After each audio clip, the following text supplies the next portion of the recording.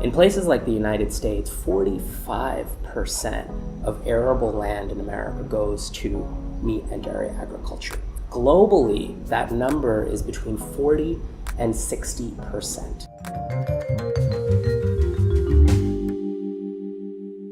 Hey tribe, Stephanie Dixon here for Green is the New Black TV, your guide to conscious living in Asia. Today we are shooting in Singapore with Vikas, the founder of abillionVeg. Basically a review site kind of like TripAdvisor meets Instagram, but for vegan and vegetarian dishes. Vikas, awesome to have you here today. Thank you, Steph. So as a lifelong vegetarian and recent vegan, maybe you can actually share with us some of those effects and some of the impact that it is making, because I know through your research and through your lifelong mission, you actually know a lot of the stats and a lot of the case around this. There's a couple of key issues at play when we start talking about animal agriculture, right? And when we say animal agriculture, that's the sort of the meat industry plus the dairy industry. One of those issues is land resources. The other is water, right? Both water resource consumption as well as water pollution. A third issue is actually the environment and climate change, right? So the greenhouse gases, the methane, the emission of methane from animal agriculture. For me, sort of when you put all of these issues together, I think that animal agriculture actually represents one of the largest threats today that we have as a society. There's no other industry in the world that touches on so many aspects of our lives, that touches on so many aspects of sustainability. So, for example, we mentioned land resources, right? So, in places like the United States, 45% of arable land in America goes to meat and dairy agriculture. 45% of the land that people can live on. Globally, that number is between 40 and 60%, right? Depending on where you go. So that represents a massive amount of land. Today, the human population on Earth is roughly 7.3, 7.4 billion people, right? Estimates of where that's going to go is that by 2030, so in the next 13 years, human population is going to grow around 15, 16%. That's going to be about roughly 8.5 billion people, right? So where are all these people going to live, right? Not only where are they going to live, but if you are adding 15 to 20% more people, what are they going to eat, right? And so we start to think about, it's a bit of, you need to solve for more food, but the amount of food that goes to feed that cattle, right, is extremely inefficient, right? So then that brings you to sort of the land issue, takes you to the human population issue, which also takes you to the food resource issue, right? Today you have 800 million people around the world that are starving, that are hungry. That can be completely avoided.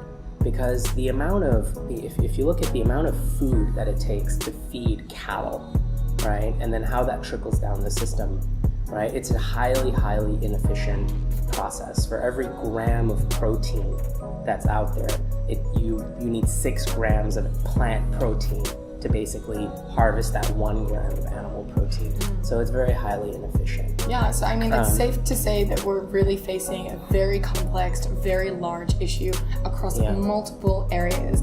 But when we look at this issue, there's still a lot of people and a lot of organizations that don't recognize or there's no awareness, or they're not recognizing the gravity of these issues. So how do you actually think that we can awaken more people to this idea of mindful eating and to understanding the real impact that their food choices are having? We grew up like, your mom would tell you are what you eat, or your doctor would say that, and it's very true. We throw around sustainability in the context of the environment and everything, but businesses and movements, right, kind of go hand in hand. And I think that this awakening from a business perspective of the potential to build products that not only are good for people, that are good for the environment, but where they can actually make money, that has been a real tidal transformation in terms of thinking from the corporate community. And yeah, which I think leads us perfectly into understanding what you've created with abillionVeg. So maybe you can walk us through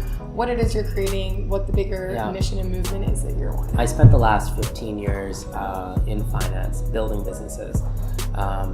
And earlier this year, probably at the end of 2016, I made a conscious decision that I wanted to go and I wanted to start my own business.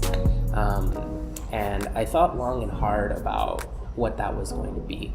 And I came to the realization that the world doesn't need another fund manager. The world doesn't need another banker. I think what the world really needs are people to solve the interesting problems in the world. I started ABV, I started abillionVeg because I wanted to change the way that people ate. I wanted to change the way that people consumed, basically whether it was food or the things that they wore, the things that they, the material objects in their lives. And so what we wanted to do was basically build an application that not only helped people find the best plant-based food, but made a real difference, made a big difference in the way that, in the availability of that food. Really, our business is about advocacy. Our business is about trying to change the equation to get restaurants, hospitality businesses all over the world to become more plant-based. So yeah, I think that's really incredible. And I love the fact that not only is it about